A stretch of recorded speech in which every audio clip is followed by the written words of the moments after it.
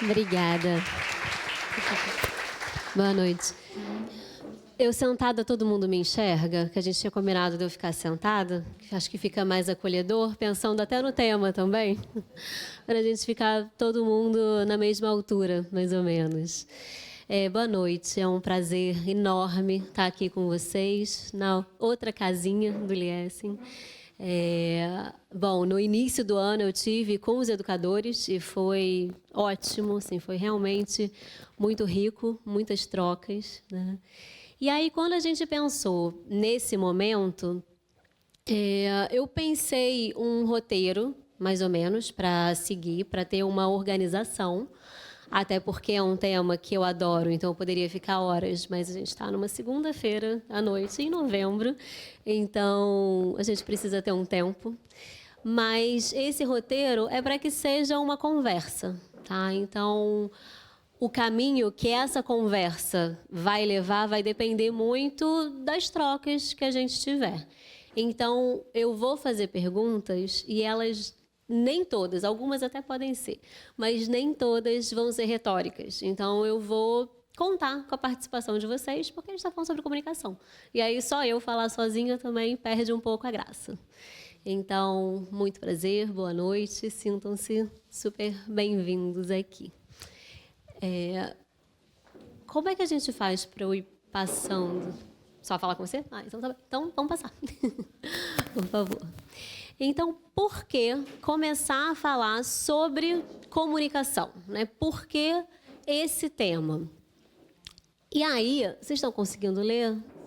Então, tá. Então, essas sim são retóricas, tá? Essas eu quero só que vocês pensem na cabeça de vocês, respondam isso.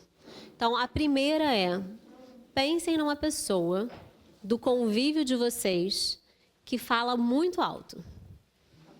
Vocês têm essa pessoa? Tem gente já rindo, então já tem referência. Temos referências. Professora fala alto. Tem disso.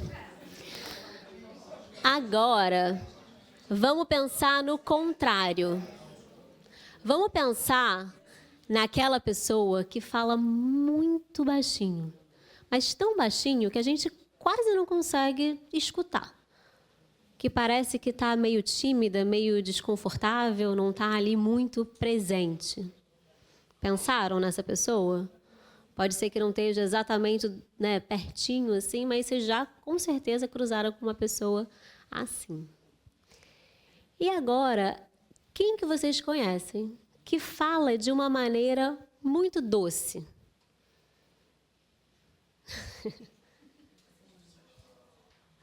Elas estão se apontando, tá, gente? É isso. Então, deve ser bom trabalhar assim, né? Deve ser gostoso. Então, alguém que fale de uma maneira muito, muito, muito doce. Todo mundo lembrou. Vamos lá, vamos para a próxima. E aí, essa pergunta. Quando você era criança, com quem você conversava? Vocês se lembram? Como é que era o tom de voz do seu pai? E o tom de voz da sua mãe? Vocês lembram? Vocês tiveram contato com a avó de vocês? Sim. Como é que era o tom de voz da avó? Uma delícia?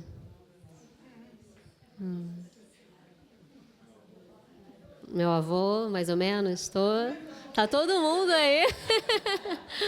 Todo mundo lembra de alguma coisa dessa época, né?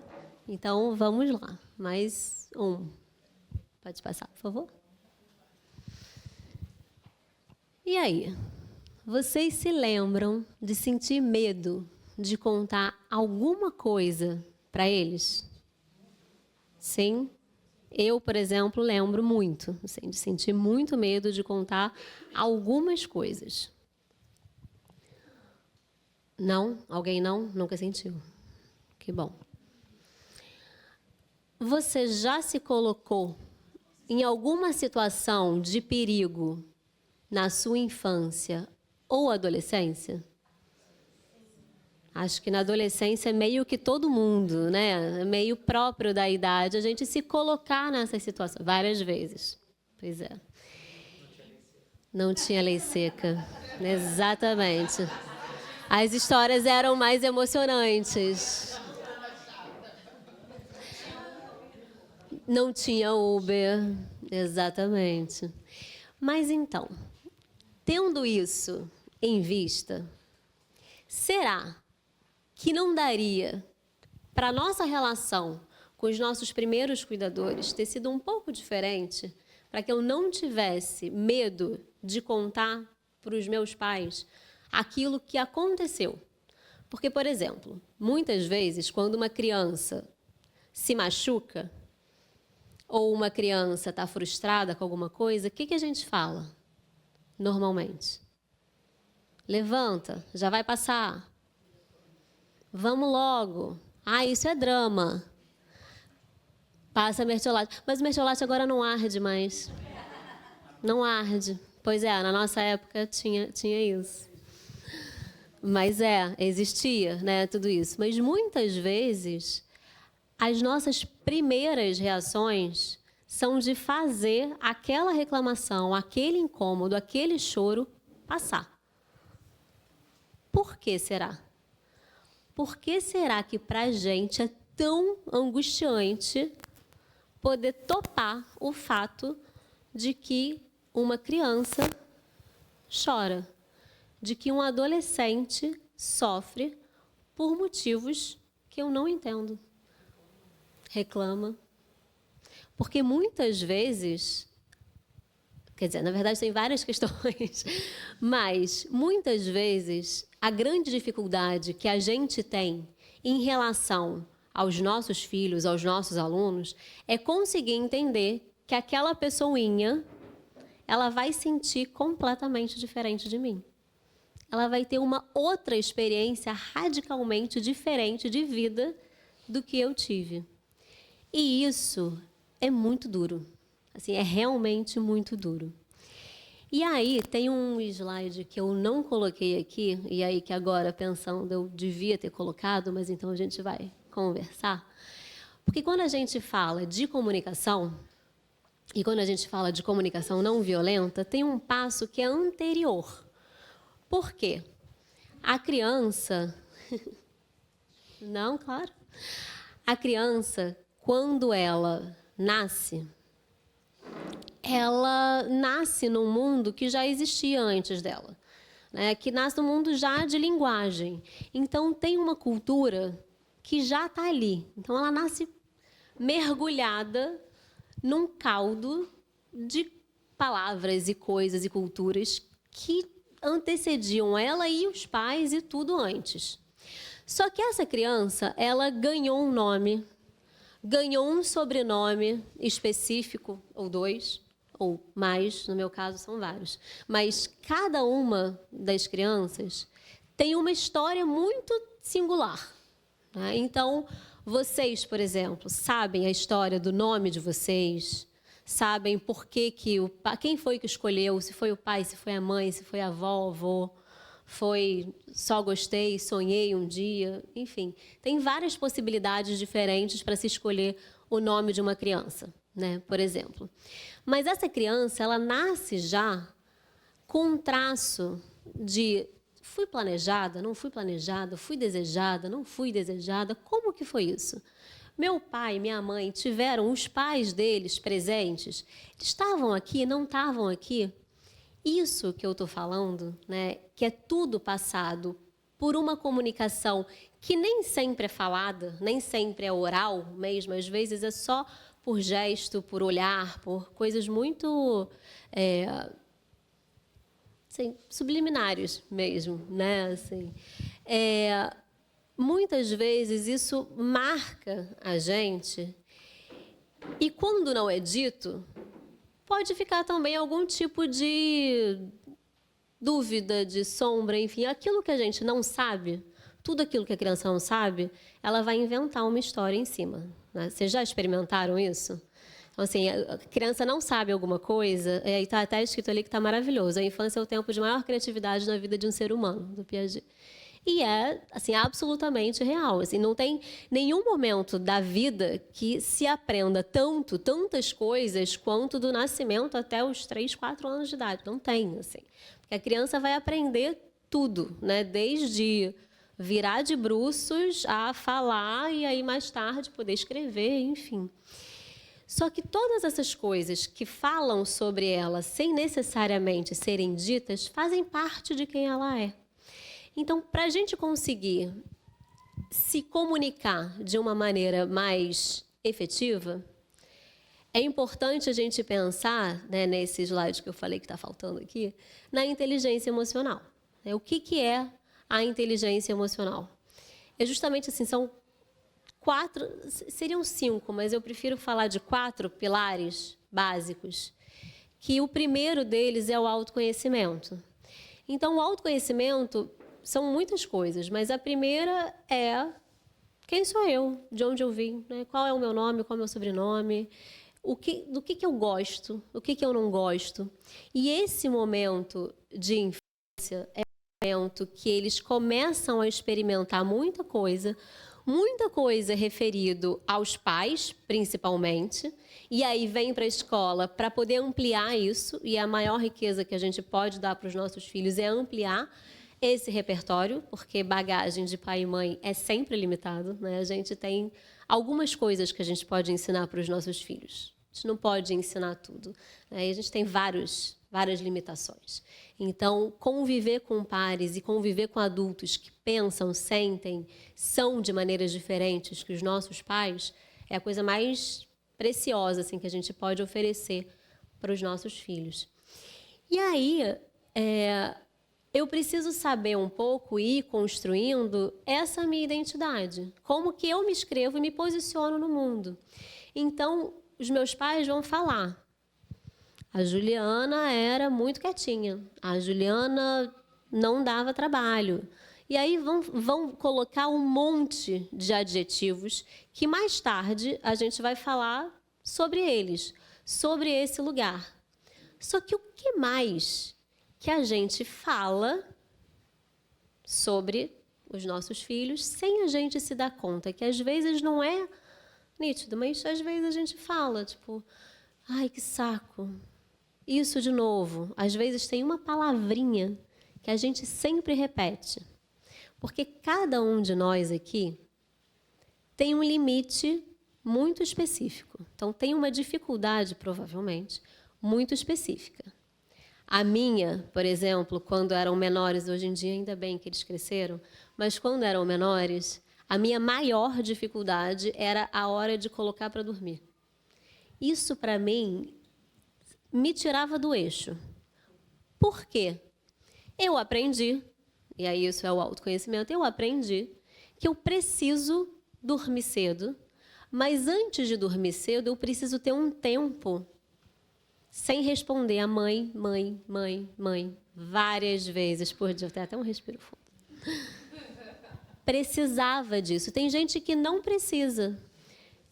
Eu preciso desse momento. Por quê?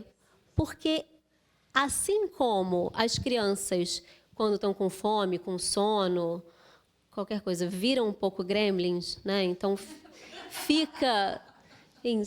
corre, né, de um lado para o outro. Então, na hora de dormir, vai contar para você absolutamente tudo o que aconteceu no dia, o que é ótimo. Mas não podia ter sido assim 40 minutos antes? Mas é aquele momento que a criança tem para ficar um pouquinho mais com você. Então, começar a entender o que é o meu limite e o que é a necessidade de cada criança, porque aí também é isso, cada criança vai ter uma necessidade diferente, e ir conseguindo equacionar isso, parece que é mágica, mas não é. É alguma coisa que a gente precisa, não precisa, mas que seria bom construir para que justamente essas noites, ou coloca aí, insira aqui, o momento que é o mais difícil. Às vezes é o momento de comer, às vezes é o momento de sair de casa, ou de sair do programa que você está fazendo para ir para outro, ou para regular o tempo de tela, por exemplo, né? Ou para dizer que não vai comprar mais um jogo do PS5. Não sei, né? Assim, cada um de nós vai ter uma dificuldade específica. Ou todas. Né? Marcar todas as alternativas anteriores. Ou todas. E aí a gente vai repetindo, porque isso, né, se a gente já alcançou o nosso limite, o que acontece? Explode. Então a gente grita, a gente perde a paciência, a gente bate porta. E aí, normalmente, passa 5 minutos, estamos nos sentindo culpados. Muito provavelmente chora. Exatamente. Ou então não, ou então é isso mesmo e só muito tempo depois vai entender que isso foi algum tipo de afastamento, né? Que isso foi alguma coisa que não rolou muito bem e foi o que fez com que depois meus filhos tivessem medo de me contar alguma coisa, porque eu estava no meu limite, porque eu explodi. Então, conseguir entender esse primeiro pilar, que é o autoconhecimento, me ajuda no segundo pilar, que é a autorregulação. A autorregulação é alguma coisa que eu gosto muito da maneira como a Elisama Santos fala sobre isso, sobre a comunicação, que ela fala que entre o que eu sinto e o que eu faço, eu, adulto, tenho um tempo, eu tenho um intervalo entre uma coisa e outra. Mas a criança e o adolescente não tem, e não tem neurologicamente falando, assim, não tem mesmo. Então, muitas vezes, exaustos que estamos do dia a dia, a gente se esquece que a gente está se relacionando com criança e adolescente que não tem a mesma capacidade de responder do mesmo lugar que eu estou. Então, eu estou me relacionando, na maior parte das vezes, isso somos todos nós, sim, né, a maior parte do tempo. Assim, a gente está se relacionando um pouco com um espelho na nossa frente. Porque é muito automático a gente pensar que o outro sente de uma maneira parecida comigo, que isso aqui é muito pequeno. Não é para criar tanto caso, gente, pelo amor de Deus. Ou então que não acredito que ele não percebeu que eu queria aquela coisa. E aí a gente acha, e isso é alguma coisa que foi realmente construída, eu vou até aliviar agora a barra dos homens, foi construído para que a gente, mulher, fosse socializada para que os homens chegassem como príncipes para realizar todos os nossos desejos também. Então, a gente acaba repetindo, reproduzindo algumas coisas que, na verdade, fazem muito pouco sentido. Assim, a gente quer alguma coisa do nosso jeito, sem pedir, sem comunicar, sem dizer que aquilo precisa ser feito. Só que quando são os nossos filhos, tem uma pegadinha a mais, porque como é meu filho, tem esse meu, nasceu de mim, fui eu que fiz, eu acho que aquela coisinha é uma extensão minha. Às vezes a gente acha isso. E aí complica em dobro, porque é outra pessoa. E sendo outra pessoa, vai responder de outras maneiras. E aí é um negócio assim que para mim é o mais difícil. Eu não vou gostar de tudo que meu filho ou minha filha fazem. Não vou. Vou achar umas coisas chatas, complicadas. Imaginei o quê? Que minha filha ia fazer birra no shopping, por exemplo. A gente nunca parou para pensar exatamente que isso ia acontecer, que isso poderia acontecer. Afinal de contas, fomos criados de uma outra maneira e mais, num outro tempo. Quando eu era criança, adolescente, acho que muitos de vocês também, tinha alguma coisa que bastava o olhar da mãe ou do pai para que você entendesse que se você fizesse aquilo, nem precisei falar, né? Já era. É isso. Alguma coisa eu ia perder, assim, né? E a gente, quando decidiu ter esse projeto de família, quando a gente decidiu, vamos se juntar aqui e fazer, né? A gente agora casou, que já é difícil. Agora vamos ter filhos, mais difícil ainda. A gente não se planejou antes para saber, olha, quando nosso filho, nossa filha, começar a chorar e dizer que quer a banana, mas não quer mais cortada em rodela, quer amassada, mas tem que ser aquela banana que precisa voltar a ser daquele jeito, a gente não combinou quem que ia responder como. A gente também não combinou em que momento que vai dar videogame ou não vai dar videogame. A gente tem uma série de coisas que não tinha como se antecipar. Então, a sensação, muitas vezes, é que a gente está dirigindo essa parentalidade, trocando roda do carro e sendo motorista e flanelinha tudo ao mesmo tempo, assim, né? Então, é uma coisa meio multitarefa que a gente não tinha mesmo como se antecipar.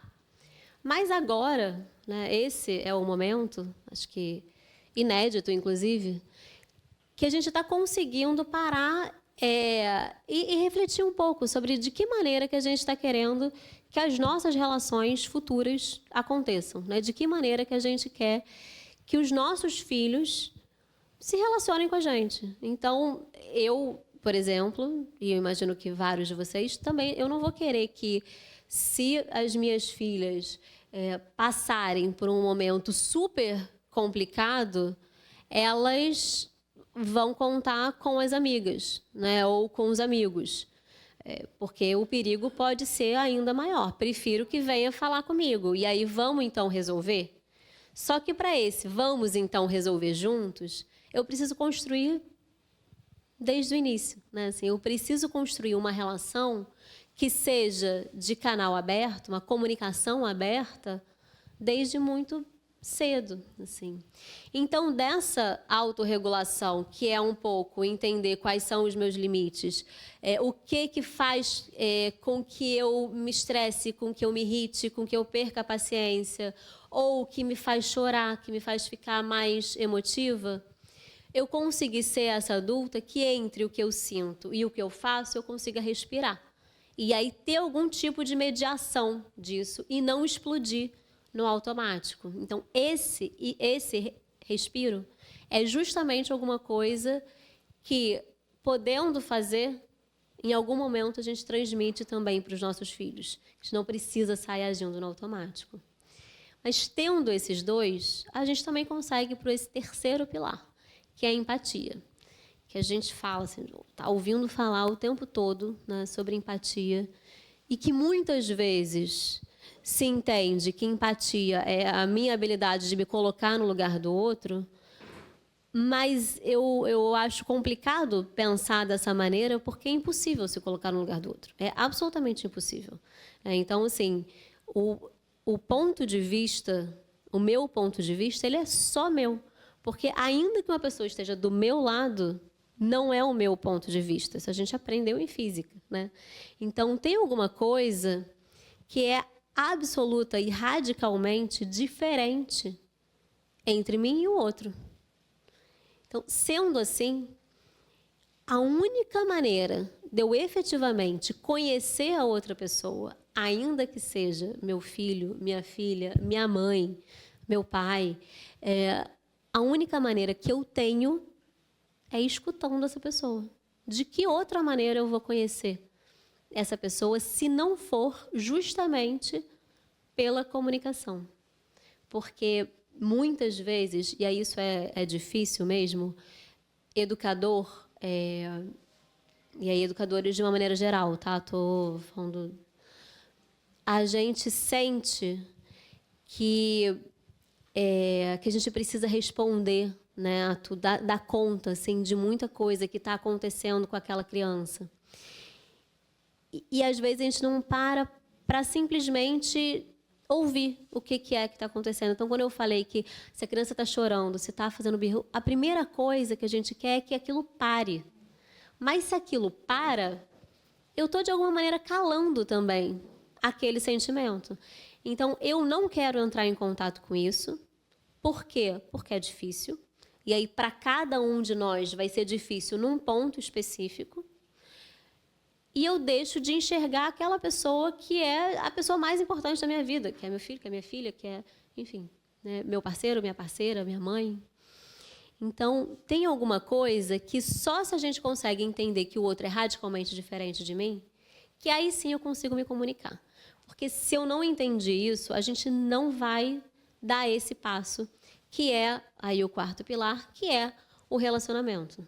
É que o relacionamento, ele só vai existir se tiverem duas pessoas. Se não tiver duas pessoas, sou eu comigo mesma, assim.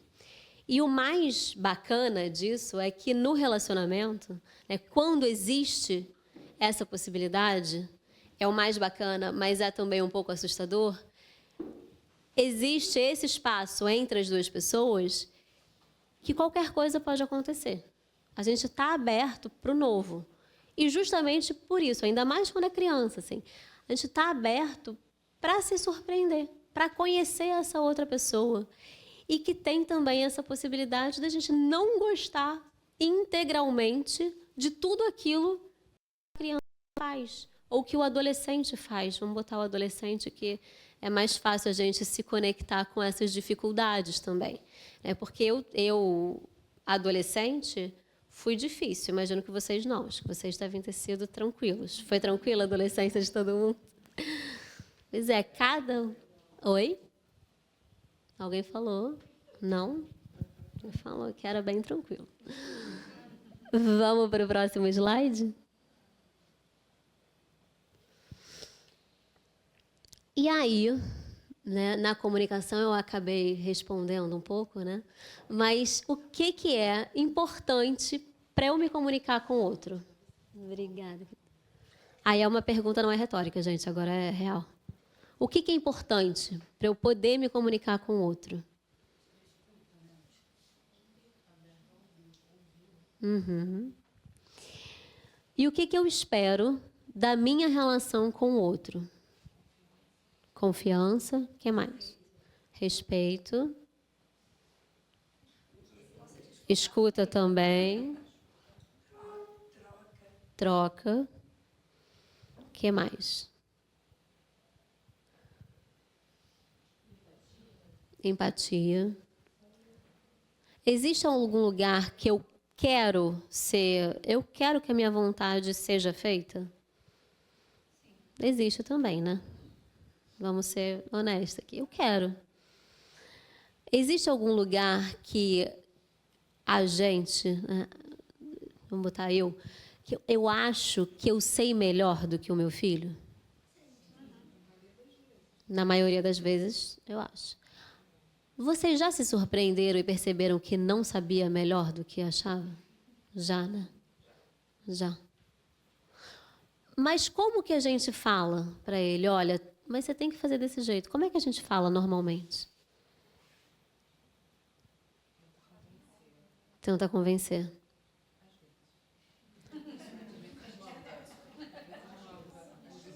Às vezes manda, às vezes tenta convencer. Da sua experiência, explica. Explica como. Aham. Existe algum momento que a conversa acaba que, porque eu sou sua mãe, eu sei mais, eu já vivi tantos anos dessa vida, você só tem tantos anos? Existe também, né? Existe. E, gente, vai continuar existindo também isso. Isso vai continuar existindo, porque, primeiro, a nossa experiência conta, é lógico que conta. É importante, assim como a escola vai mostrar todos os conhecimentos historicamente construídos pela humanidade, os pais, a família, também vão mostrar um pouco quais são os valores primordiais daquela família, né? O que é absolutamente inegociável. E aí isso é justamente esse o ponto, assim, né? Quais são os pilares que para minha família são inegociáveis? Existem alguns que são. Só que esses a gente consegue transmitir de uma maneira muito tranquila. Se aquilo é inegociável para a minha família, é alguma coisa que a gente fala de uma maneira muito natural. Mas tem algumas coisas que não são inegociáveis, mas que a gente queria muito que fosse do nosso jeito. Queria. Vai oferecer risco para a criança, para o adolescente? Não. Aí eu estou falando disso, tá, gente? Não estou falando coisa que vai ser arriscado, perigoso, não. Tem coisas que não vão oferecer risco iminente. Tem coisas que eu acho que pode ser que ofereça algum risco no futuro, mas que isso é tão subjetivo, é tão a longo prazo.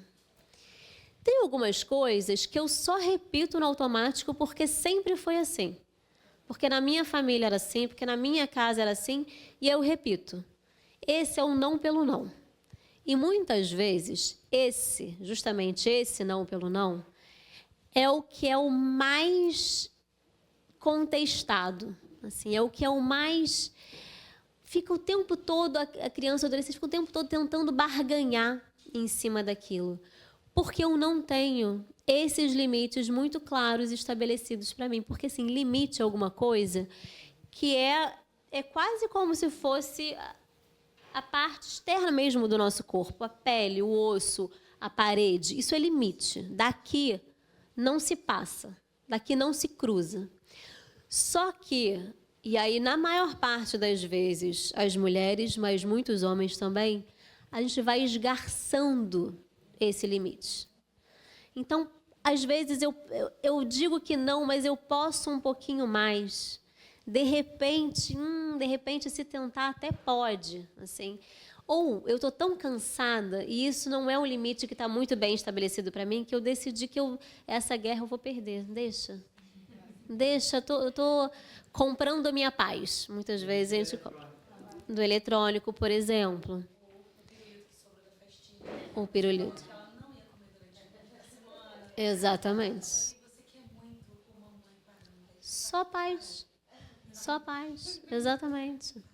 Só que, então, justamente essas pequenas coisas, que não vai ser isso que vai dar um impacto muito grande, isso tudo a gente, de fato, consegue negociar. Mas talvez a gente conseguisse negociar um pouco no antes, né? Eu não precisava, de repente, ter falado você não vai fazer isso de jeito nenhum, ou, enfim, porque o não, ele acaba perdendo um pouco a força, assim. Eu lembro até hoje de um professor meu da faculdade, depois virou meu supervisor, assim, mas que ele falava que existem 3 tipos de não. Assim, tem o não, que na verdade é um sim. Não, é um sim. Tem um não que é um talvez e tem um não. Só que ele fazia esse não, de uma maneira que eu não vou fazer aqui, mas que era um não muito firme. Assim, que ali era isso, né? Só que por que é importante eu poder negociar aquelas coisas que efetivamente são negociáveis? Porque dessa maneira, olha só, meu filho se sente podendo escolher alguma coisa. Então, se no meu dia a dia eu permito com que meu filho e minha filha escolham algumas coisas, eu também consigo fazer com que ele experimente o que é isso de escolher num ambiente seguro, para que depois, mais tarde, ele faça as escolhas absolutamente responsáveis dele ou dela.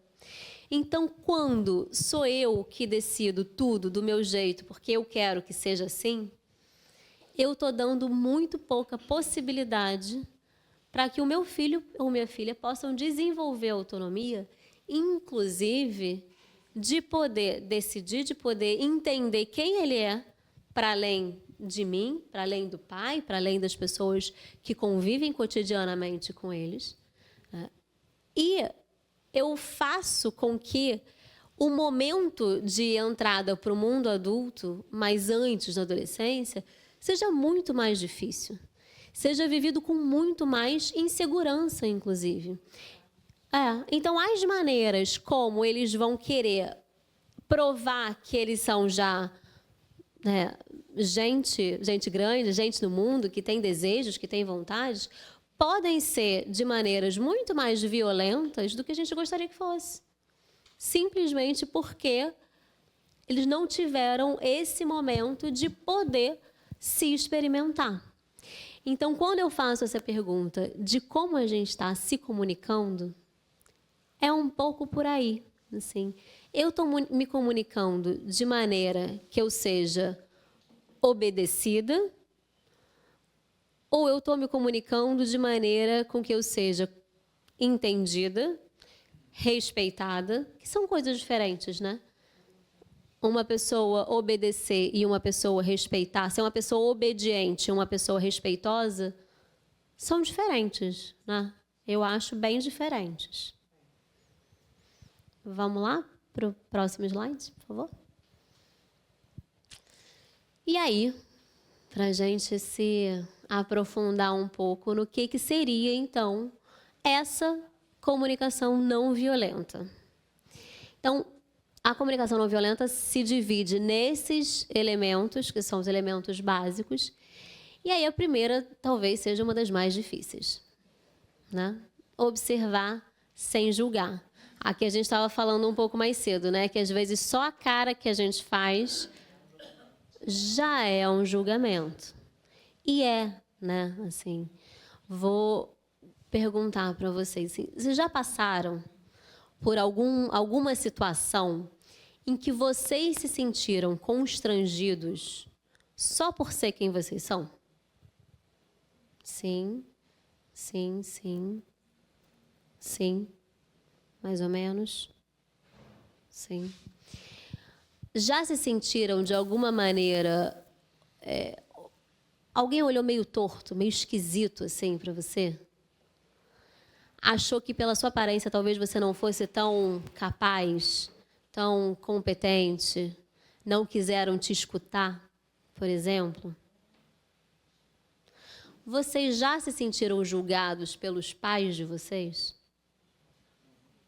Aí a maioria já fez um sim. Sim. Então, quando a gente fala de observar sem julgar, isso é claro que é muito difícil, porque a gente sempre vai ter alguma coisa aqui que me baliza, né, de alguma maneira. Tem umas pessoas que eu escuto mais do que outras mesmo, assim. E isso vai muito de acordo com a bagagem que a gente tem na vida. Assim, eu aprendi que, não sei, é melhor escutar pessoas, né, com esse perfil. Ou eu acho que pessoas que se vestem de uma maneira específica não tem nada a ver comigo, então não tem nada a me acrescentar, por exemplo. Isso é um julgamento. Só que quando é com o meu filho ou com a minha filha, olha a dificuldade. Porque eles vão experimentar uma série de coisas, possivelmente, né? Vai ter alguma coisa tipo o corte de cabelo? Quer deixar o cabelo crescer? Quer deixar o cabelo curto? Quer pintar o cabelo? Não quer pintar o cabelo? Isso são coisinhas que não vão fazer diferença para a segurança física dele, né? Ou dela. Mas pode ser que faça com que essa pessoa, esse adolescente, aí a gente está falando mais assim, se sinta pertencente a algum lugar. Estou me sentindo pertencente a um grupo. A gente faz esse tipo de marcas, a gente faz esse tipo de diferenciação, de distinção. E é normal, criança, adolescente, a gente também, né, adulto, querer se sentir fazendo parte de um grupo específico, querer se sentir vista, querer se sentir reconhecida, querer se sentir validado, assim, na minha existência. Então, isso tudo só se experimenta quem se sente seguro o suficiente em casa para poder dar esses passos. Porque se eu me sinto o tempo todo julgado, vai ser tão difícil eu conseguir construir assim uma identidade que seja efetivamente minha, assim. Mas aí tem outras coisas, né? Quando a gente vai pensar, por exemplo, vamos pensar em situações que são menos menos de imagem. Vamos pensar naquelas situações que a gente estava falando antes, de botar para dormir, na hora de comer, né, negociar tudo. Quantas vezes a gente vira e fala, não é possível, você nunca escuta nada do que eu falo. Você é um bagunceiro. Você... E aí vão colocando. Isso, algumas pessoas já rindo, né? Então, provavelmente, isso já aconteceu aí. Já repeti o que preciso fazer para ser escutada, para você fazer tal coisa. Que, às vezes, realmente, né? Era só pegar a roupa e botar no cesto, né? Às vezes, é uma coisa que é muito simples. Mas, quando eu viro e eu falo que ele é muito bagunceiro, muito preguiçoso, muito... E aí, vamos colocando os adjetivos que forem. De alguma maneira, eu fixo aquela pessoinha nesse lugar. E eu também deixo menos possibilidade para ele poder ser outra coisa. Para ele poder não ser bagunceiro. Porque eu já estou me antecipando, achando que aquilo vai se repetir sempre. Vai se repetir infinitamente. Então, não estou nem dando um voto de confiança de em algum momento mudar, né? Então, quando a gente já julga dessa maneira no automático, é isso, assim, a gente marca um lugar daquela criança, daquela... E aí, assim, na experiência de escutar pessoas no consultório, muitas vezes é nesse pontinho, assim, que a gente chega. E eu não estou falando isso, pelo amor de Deus, para dizer, olha... Não vamos fazer a culpa das pessoas que estão no meu consultório hoje é dos pais. Não é isso, tá? Pelo amor de Deus. Acho que a ideia não é deixar ninguém se sentindo culpado, se sentindo menos pai, menos mãe, menos nada disso, tá? A ideia é que justamente a gente consiga ter um pouco mais de entendimento do que é que está acontecendo cotidianamente e o que pode mudar, ainda que seja pontual, assim. Quais são essas ferramentas que eu posso usar na minha vida para que sejam um pouco mais leves? E a gente vai tentar pensar nelas. Então, logo depois de observar, a gente vai entender o que é que eu estou sentindo, o que aquela ação, aquele fato que aconteceu ali me fez sentir. Então, eu me senti desvalorizada, sobrecarregada, não vista, um monte de coisas. Senti isso aqui. Então, entrar em contato com isso é importante também, porque, às vezes, eu só fico irritada e não me dou conta de por que aquilo é tão difícil para mim. Por que aquela pilha de louça, que sou sempre eu que lavo, por que aquilo está me doendo tanto? Então, quando eu sei isso... eu consigo entender qual é a necessidade que eu tenho. Que cada um de nós vai ter uma necessidade diferente. Porque essa aventura que a gente inventou, né, de educar, criar seres humanos, nós já fomos esses, né, seres humanos que fomos educados e criados, etc. E a gente teve outras experiências e, por isso, outras necessidades. Então, eu talvez tenha mais necessidade de validação de toque físico, por exemplo, ou de palavra de incentivo, enquanto que outras pessoas vão preferir que se faça as coisas, né? Me sinto amada quando você lava a minha louça. Exatamente. Você faz a comida que eu gosto, porque eu me lembro que minha avó fazia aquela comida específica quando eu estava triste. Enfim, cada um de nós tem uma necessidade específica. Sabendo disso tudo, eu consigo fazer um pedido. E aí é aquilo que eu estava falando no início. Autoconhecimento. Se eu acho que a outra pessoa vai se comunicar comigo telepaticamente, e é o que a gente acha, eu só me frustro. Porque na nossa comunicação, o que mais a gente dá lugar é para mal entendido. O tempo todo, porque às vezes é isso. Foi um olhar. Gente, esse olhar pode ser de cansaço, esse olhar pode ser de início de enxaqueca, pode ser de julgamento, pode ser de uma série de coisas. Né? Uma pessoa que demora para responder uma mensagem. Pode ser muitas coisas, mas para mim pode ser muitas coisas. Para o meu filho adolescente que postou um story e a pessoa visualizou e não respondeu, gente, isso é o mundo inteiro. Isso é, de fato, o mundo inteiro. Que não foi a experiência que a gente teve quando a gente era adolescente. Eu não tive essa experiência. Eu tive outras dificuldades.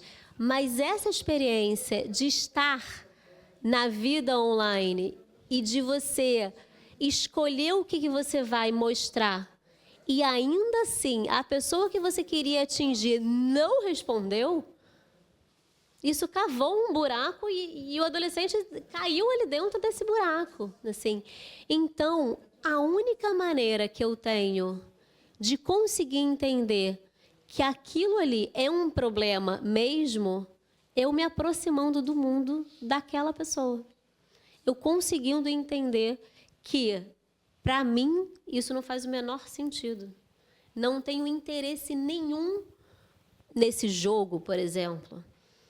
Não sei por que é tão importante para minha filha isso, mas eu consigo enxergar que ela é uma pessoa diferente, que eles são pessoas diferentes, e aí entender que aquilo ali específico, que não significa nada para mim, significa absolutamente tudo. E ainda tem esse outro agravante, que ainda que seja que a gente hoje em dia já sabe o que é o Story, o que é o TikTok, a gente já sabe o que é isso tudo, na adolescência, e aí na pré-adolescência, que já está começando mais cedo, o que se enxerga é com uma lente de aumento. Então, aquilo que está acontecendo, que tem essa proporção, e que terá essa proporção quando forem adultos, vira alguma coisa gigante e avassaladora. Assim como, 2 dias depois, aquilo já não existe mais. Aquilo já não é mais interessante. É tudo muito rápido. Então, e acho que essa hoje em dia é a maior dificuldade, assim, porque como tudo está mudando tão rápido, como os interesses são tão fluidos, é difícil a gente conseguir sentar e continuar uma conversa, porque ontem gostava, hoje não gosta mais. Mas, enfim, então é entender, bom, tá bem, então você gosta do que agora? Vamos lá para o próximo slide? E aí, estamos já chegando ao final. E aí eu queria trazer essa dimensão do tempo, né? Que eu acho que essa experiência da parentalidade, né, de ser pai, de ser mãe, muda completamente a experiência que a gente tem com o tempo, assim, radicalmente. Porque é isso, né? Passa num piscar de olhos e, ao mesmo tempo, quando a gente está vivendo um momento difícil, parece que é eterno. Né? Aquele dia não acaba nunca. Então, essa dimensão de tempo é muito, muito específica, assim, né? Quando a gente está vivendo assim, intensamente isso.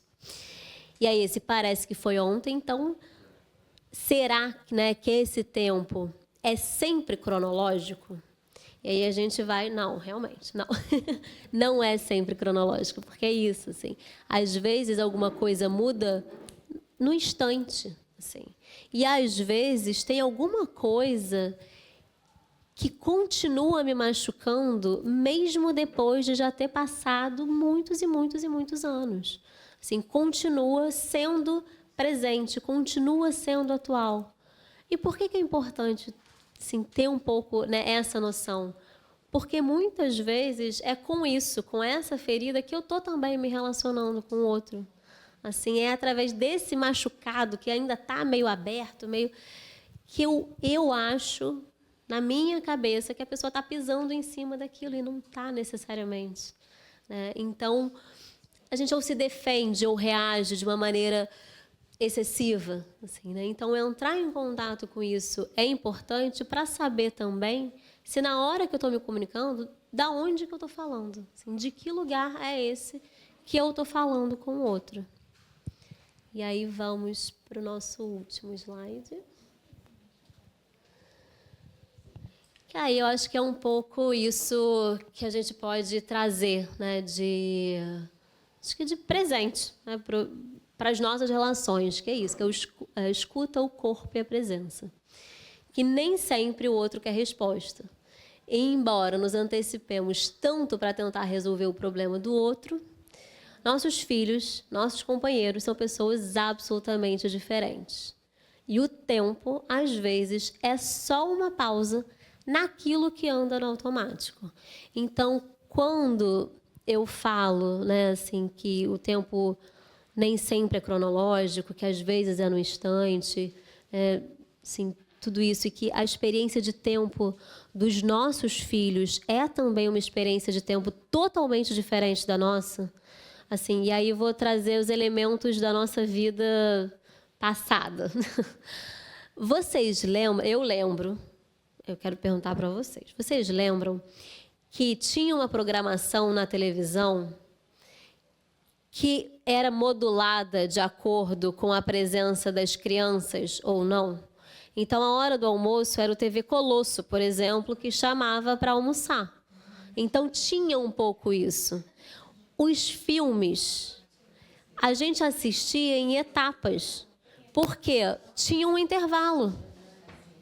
Tinha um intervalo, vai ao banheiro, vai pegar uma pipoca, vai implicar com seu irmão, vai fazer alguma coisa, né, nesse sentido, e aí volta. Tinha alguma coisa que, por exemplo, o desenho, a gente não sabia qual capítulo que ia passar. Era aleatório. Muitas vezes era repetido, mas a gente esperava daquele momento para assistir. Hoje em dia não existe essa dimensão de tempo, não existe. É tudo no automático. Nem para criança, nem para adulto, exatamente. Então, eu escolho o episódio que eu quero ver. Se eu não estou gostando daquilo ali que está acontecendo, eu acelero. Eu ouço o áudio no 1.5. No 2 eu não dou conta. Maratona série de uma vez só. Exatamente. Eu posso perguntar coisas para o ChatGPT, para a Alexa, ela me responde. Então, eu não preciso mais ter aquele movimento de ir para a biblioteca para fazer uma pesquisa, procurar na ficha. Isso tudo que levava tempo, que mostrava para a gente que existia um processo, tinha que esperar, tinha um processo, isso não existe mais. E isso faz com que todos nós, não só as crianças, todos nós, estejamos muito mais ansiosos, dormindo muito pior. Aquela sensação de 1000 abas abertas dentro da cabeça. E não sabe de onde está vindo a música, né? Tem esse meme. É ótimo. É ótimo isso, né? Então, quando eu falo de introduzir essa dimensão de tempo, de escuta, de presença, é justamente isso que faz com que, quando eu falo com o outro, quando eu falo com vocês, por exemplo, vocês precisam esperar que eu termine toda a minha frase, palavra por palavra, para entender aquilo que eu estou falando e poder reagir. E eu estou vendo se vocês estão concordando, se não estão, se estão fazendo mais ou menos sentido, se não está. A gente consegue modular um pouco isso. No mundo online não existe essa possibilidade. Eu me sinto com a liberdade de falar qualquer coisa que possa, inclusive, ofender a outra pessoa. Então, quando a gente, dentro de casa, introduz esse tempo, a gente dá, inclusive, menos espaço para a violência, por exemplo. Porque a violência é justamente quando falta esse tempo de palavra. Quando eu vou no imediato, quando eu não consigo enxergar o outro como o outro mesmo.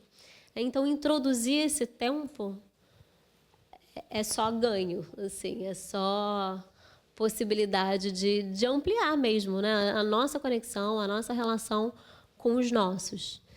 Quando você fala de tempo, é o quê? O tempo entre uma ação, aí você para um tempo e a sua reação? Ou que tempo é esse que você está falando? Tá. Você está falando de um tempo de parar? Porque Aham. você está numa comunicação, é algo que vem imediato. Sim. A pessoa agiu, você falou, a pessoa reagiu, Uhum. você vai Ótimo. Para de falar aí, que agora eu vou... Não, acho ótimo. Ótima pergunta. Acho que são duas coisas. Estou falando de dois tempos diferentes mesmo. Um tempo, que é esse que eu falei, que é entre aquilo que eu estou sentindo e aquilo que eu reajo. Esse tempo que eu estou falando é justamente do meu comportamento automático de explodir. Estou irritada, não aguento mais isso, e aí eu vou lá e grito com meu filho, ou bato uma porta, ou qualquer coisa nesse sentido, né, que os nossos filhos fazem também. Então, esse tempo que eu estou falando entre uma coisa e outra, pode ser só um respiro mesmo, e aí pensar, não, calma, eu sou adulto, vou voltar aqui, vou entender o que está acontecendo, ou pode ser, cara, agora eu não estou conseguindo responder a isso. Não dá, agora eu preciso ficar um pouco sozinha. Isso pode acontecer também. Mas esse tempo que eu estou falando é de tempo de escutar o filho, assim, de estar junto, assim. Então, por exemplo, uma das coisas que eu falo a beça, que eu escutei do Christian Dunker, um dos maiores fatores de proteção para a saúde mental de criança e adolescente é fazer pelo menos uma refeição juntos. Por quê? Significa que, nessa refeição, meus filhos tudo para mim, tudo aquilo que eles não falavam? Não, não é isso. É que se eu, todos os dias, estou com o meu filho, minha filha, na mesa, eu consigo perceber quando tem alguma coisa diferente e quando não tem. Então, eu consigo perceber uma olheira a mais, eu consigo perceber um cansaço, eu consigo perceber se, de repente, começou a usar manga comprida, quando está calor, por exemplo, consigo perceber um ar de tristeza. Então, quando eu tenho sempre esses momentos, primeiro, eu estou abrindo essa possibilidade para que a gente converse também, para que a gente divida ali um momento, mas também, sem romantizar tanto, que às vezes com adolescente, principalmente, é mais difícil, nem sempre, mas eu consigo ir percebendo essas diferenças. Não seja jantar. Peraí, Vanessa. Pular esse momento. Sim. Eu, o meu momento com minha filha, por exemplo, é quando a gente vai à academia juntas e a gente vai pela rua conversando. Ela já sabe que no momento ela me tem disponível ali 15 minutos. Desculpa. Então, e a gente vai ter que ter esse olhar de observar e entender e deixar aquela disponibilidade de tempo. Exatamente. Nem sempre vai ser o jantar, nem sempre vai ser a hora do sono, mas a gente tem que ter essa sensibilidade com eles. Exatamente. Esse tempo que você diz é um tempo de presença no agora. É isso que você está... Exatamente. Não, era só isso assim, que eu acho que é uma contribuição, porque às vezes fica muito abstrato, porque é tudo tão... que a gente não tem um tempo consciente, né? Do estar aqui, agora eu estou aqui com meu filho, assim, observando ele, conversando com ele, enfim. Eu acho que assim, eu acho que num tempo de que tudo é para ontem, uma ansiedade, eu acho que isso de focar no agora com o meu filho, assim, acho que dá uma ajudada nessa questão da comunicação e do encontro, né? Com a presença. Sim. Enfim, eu acho que... Porque, por isso, assim, porque não é um negócio também de uma culpa, porque a gente está sempre fazendo muita coisa mesmo, a gente sempre tem 1 milhão de coisas para fazer, mas reservar esse tempo, que aí por isso que eu falei também que nem sempre é um cronológico. Não precisa ser 2 horas por dia, não precisa disso. Às vezes é isso, às vezes são 15 minutos que eu estou inteira ali, que eu estou sem o meu celular, né? sem estar o tempo todo ligada numa outra coisa. E isso já faz diferença. Né? Isso já mostra que eu estou ali. Sim. Mais alguém quer fazer alguma pergunta? Acho que fugindo um pouco desse tema-tempo, né?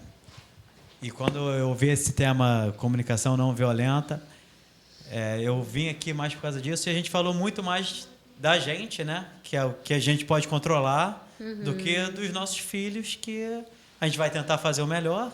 A gente viveu certas experiências, e a partir dessas experiências você tem percepções da vida que você vai automaticamente tentar fazer o melhor para o seu filho, independente disso ser o melhor ou não, que também é algo muito abstrato, né? Mas um exemplo prático agora. Eu tenho um filho de 3 anos que ficou ótimo o dia inteiro, E às 6 horas da tarde, começou a virar a chavinha e começou a bater. Né? Ele virou o Gerai ali e começou a bater. E você tem que dar um basta. Você tem que botar um limite, né? Sim. Mas você também não pode ser violento. Mas o moleque já também, não. Troglotinha. E ali, você tem que pegar ele, segurar e falar, cara, não vai rolar. Porque a sua irmã tem 1 ano. Sim. Então, assim, tem um mínimo de violência nisso. Porque você tem que pegar e segurar forte e falar, ó, você não pode fazer isso. Mas você então... tá nervoso, você tá descompensado.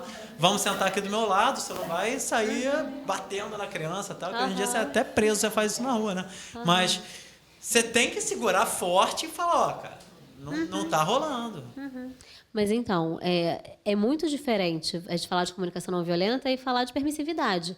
São coisas diferentes. Se você deixar o seu filho batendo em tudo, é permissividade. Deixa, coitado, só tem 3 anos. Não é isso. De fato, é dar esse contorno. Quando você dá um contorno físico para alguém que está batendo, está jogando, quebrando tudo, não consigo ver isso como uma violência. Eu estou vendo isso justamente como contenção. É colocar um limite físico. Porque é importante para ele não se machucar, para não machucar os outros. Mas não é uma violência se for seu filho, mas se for o filho do outro, talvez as pessoas vão... Não, se você for... vê alguém segurando seu filho assim... Mas você vê que tem maneiras e maneiras de você segurar uma criança, né? E mesmo que seja o filho do outro, assim, eu sou uma pessoa que de fato eu não tenho muita questão, assim, muita dificuldade de colocar limite para outras crianças, porque dá para a gente fazer isso sem ser violento, assim, dá para fazer. Então não é necessariamente segurar com força, por exemplo. Às vezes é você se colocar entre as 2 crianças, por exemplo. Mas você lembra? Assim, eu tinha a possibilidade ou de eu ficar em pé ou de eu ficar sentada. Eu escolhi ficar sentada para a gente ficar no mesmo nível. Essa é a primeira coisa que a gente faz. Para a gente conversar com uma criança e colocar limite na criança, a gente está no mesmo nível que ela. Então, se a criança tem 3 anos, eu vou ficar do tamanho da criança de 3 anos, para ela me escutar. Se ela for me bater, eu vou segurar a mão da criança e vou falar, você não vai me bater. Né? Você não vai me bater.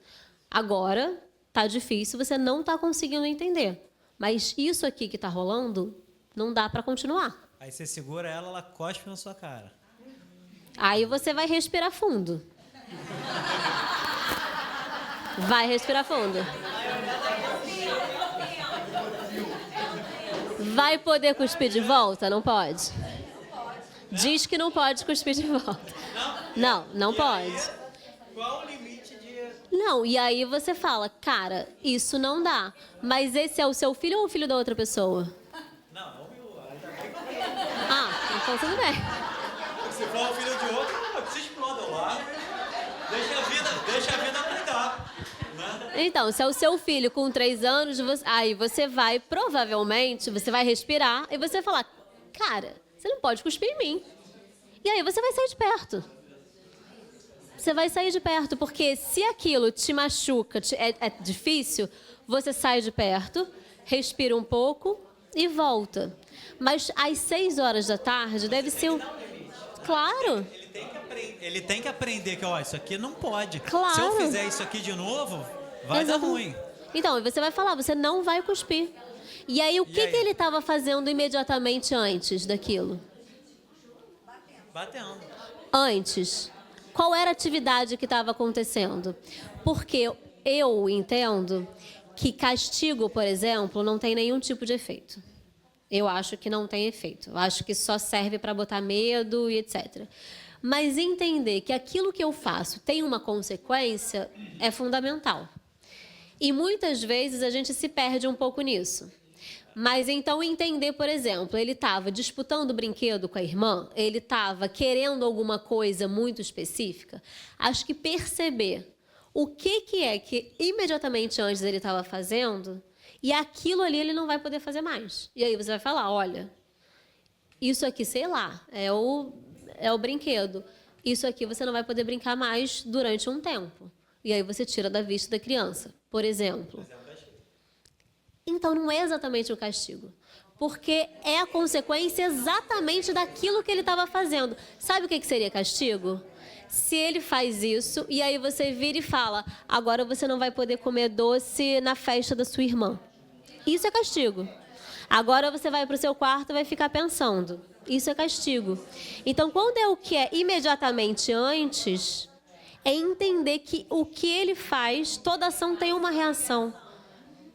E eu não posso cuspir nele de volta, porque isso também não educa, né? Então, é um pouco isso, assim. Né? É entender que alguma coisa ele não vai poder ter. Né? E aí é entendendo um pouco o que é esse logo antes, sabe? É difícil. É difícil.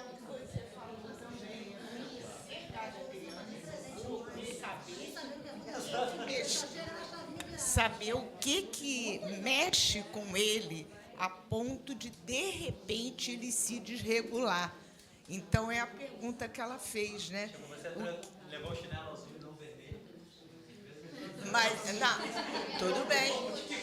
Às vezes é. E aí você fala, entendi, você queria o chinelo vermelho.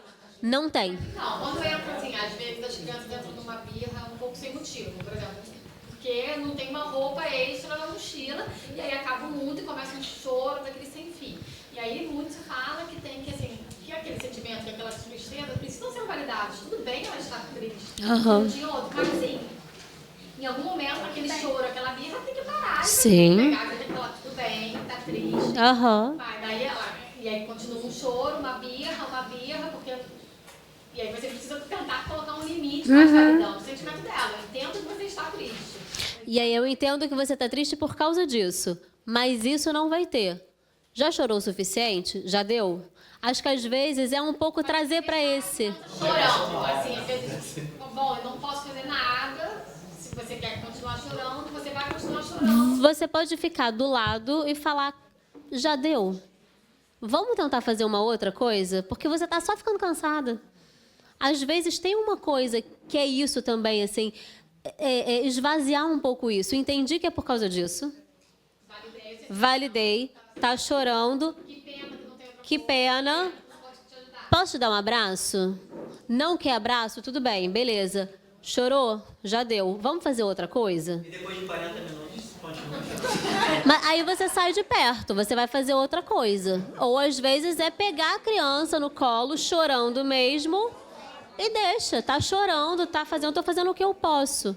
Né? Em algum momento ela vai aprender, assim, em algum momento ela vai entender. E não é de uma hora para outra. Leva semanas.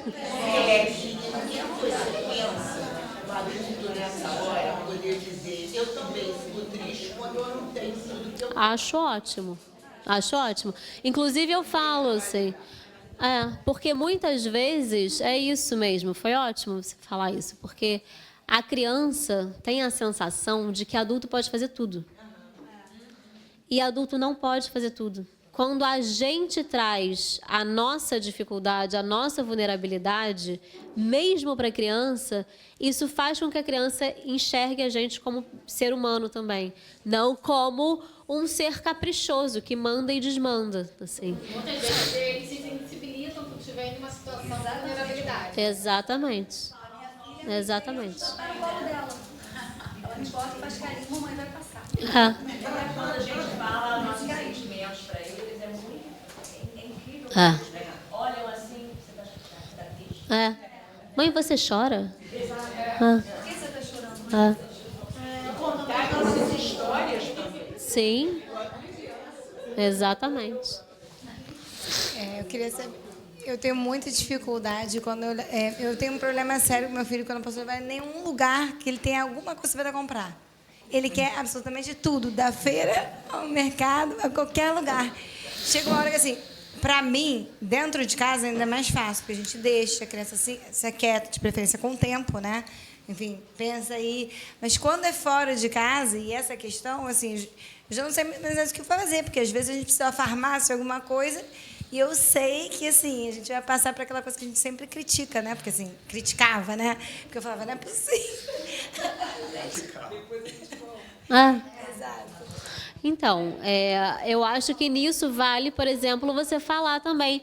Cara, você sabe que eu também queria isso, queria aquilo? Não dá.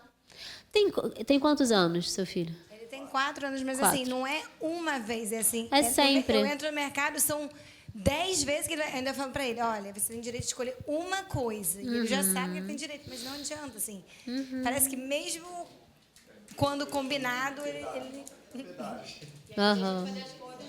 chega uma hora que eu falo, bom, não vou. Porque assim, o desgaste é tão grande que eu desisto às vezes de ir.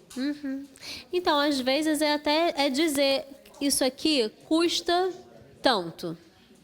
Esse resto de coisas custa tanto.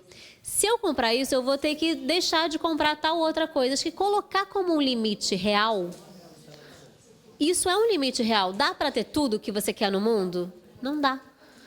E a gente sempre quer alguma coisa. A criança tem a coragem de pedir, mas a gente sempre quer 1 milhão de coisas em sequência. Então, se isso for um limite real, assim, às vezes pode ser explicando mesmo. Se eu comprar isso, eu não vou poder comprar tal outra coisa. E isso aqui, sei lá, se é no mercado, cara, isso aqui é qualquer coisa, você não pode comer isso tudo. Não dá, não cabe dentro do seu corpo, por exemplo. Vai ter que parar. Assim, então, acho que entender o que é... Eu falo, por exemplo, na minha casa, eu falo mesmo, assim, com todas as letras. Isso pode até ser um pouco violento, mas eu falo, dinheiro não dá em árvore. Eu preciso trabalhar para poder ganhar esse dinheiro. Eu trabalho muito para ganhar o que a gente tem para poder fazer isso, aquilo e aquilo outro. Então, se eu fizer isso... É isso? Tudo bem, você quer isso? Então, você vai deixar de ganhar tal outra coisa, porque ontem você queria isso. O que outras pessoas fazem, que aí pode ser legal também, é pedir para fazer uma lista. Fazer uma lista de todas as coisas que ele quer. Coloca mesmo na lista. Primeiro que ele vai ter dimensão da quantidade de coisas. E aí, dessas coisas, pode ser, inclusive, assim, o que é pequenininho, que é isso que vocês estão chamando de pedágio, o que é maior e que ele vai precisar esperar para ganhar, por exemplo. Então, se você coloca numa lista isso, ele entende numericamente que é muita coisa, aí dessa lista, e não do mercado inteiro, e não da farmácia inteira, ali ele vai escolher alguma coisa. Assim. Será que não dá para vocês, por exemplo, separarem alguma quantidade de dinheiro que vocês acham que seja razoável? E dá para ele com antecedência. Olha, papai e mamãe separou esse dinheiro, se você quiser, é isso que você vai ter que olhar. E você fazer ele participar dessa ideia de comprar, de não comprar, do que ele pode gastar, do que ele não pode gastar. Então já acabou, isso aqui não vai dar para dinheiro, não. Como é que é? Ele foi pedir dinheiro no taxi. Mas então, eu acho que essa lista talvez faça mais sentido, porque aí, inclusive, você pede para ele colocar uma ordem de prioridade. O que é que você quer mais? Porque aí depois ele vai chegar no mercado, ele vai ver várias outras coisas e vai querer essas outras coisas. Aí você fala assim, putz, mas você escolheu isso aqui, não foi? Então não vai dar mais para ter isso? É isso que você está entendendo? Assim, e aí você risca, de repente, da lista. Sabe? Riscou da lista, então não vai poder ter.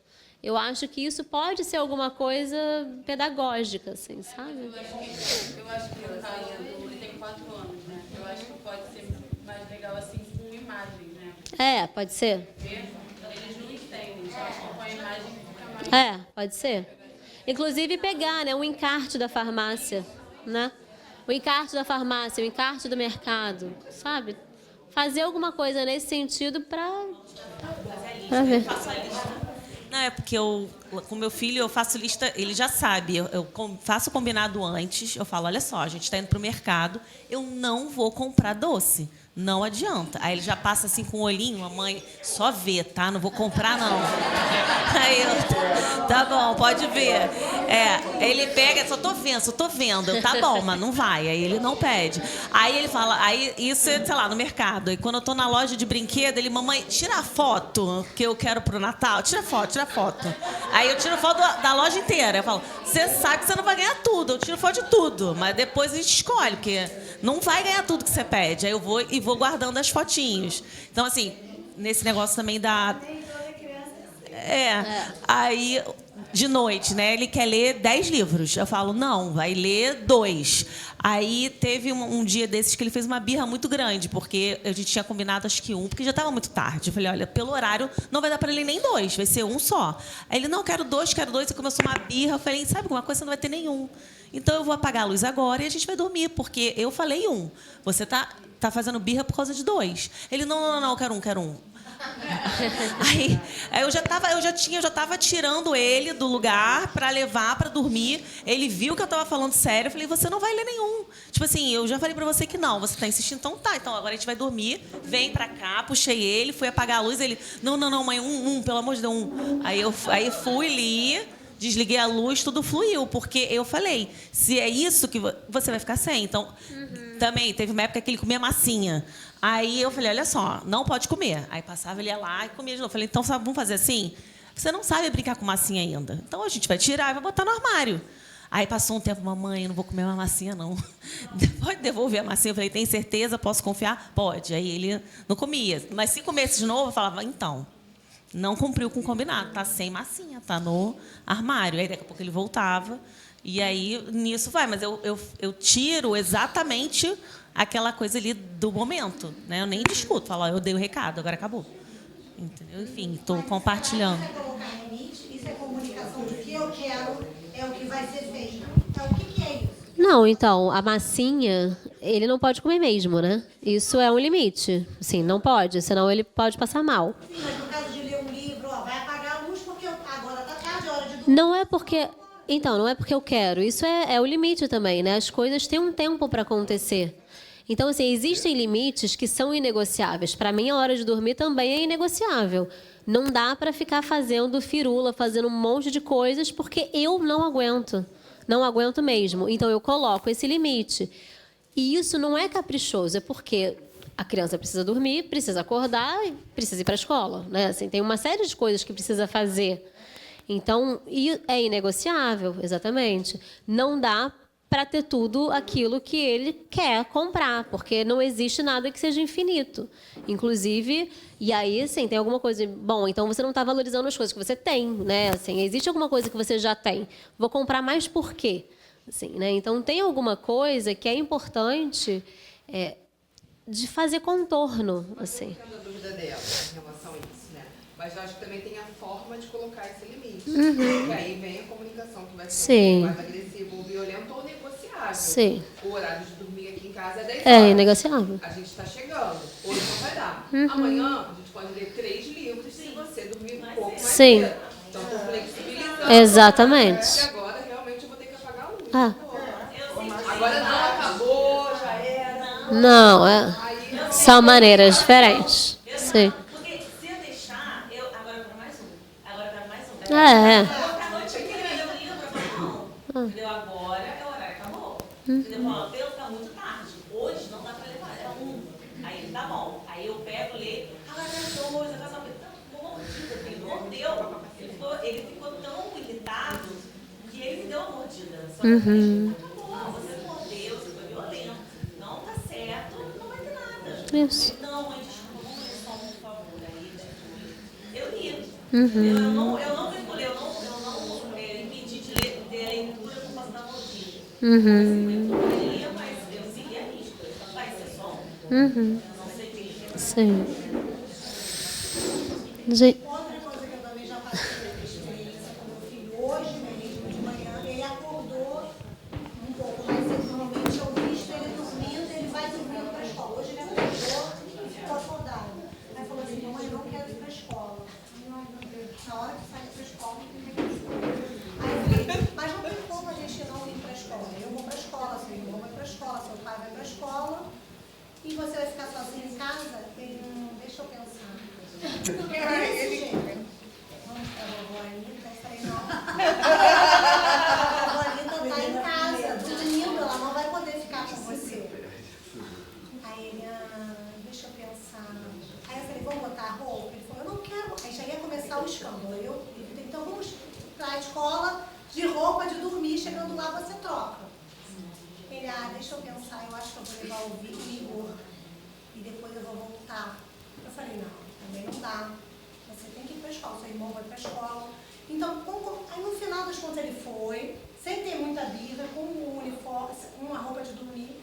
Aí no carro, eu fui, porque foi eu e meu marido, que hoje tinha uma reunião do meu filho mais velho. Aí, vamos trocar de roupa agora? Vamos botar? Ele botou numa boa e não teve problema nenhum. Talvez esse tempo também dele pensar de querer ir, de não querer ir, sei lá.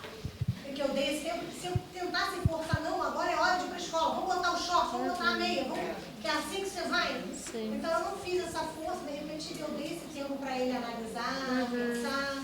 E no carro ele trocou numa boa. Não sei se por esperar, de repente, esse tempo que você está tentando processar tudo isso. Se ele acordou eu querendo ir, não sei por que razão, também não perguntei por que você está perguntei, não, eu quero ir.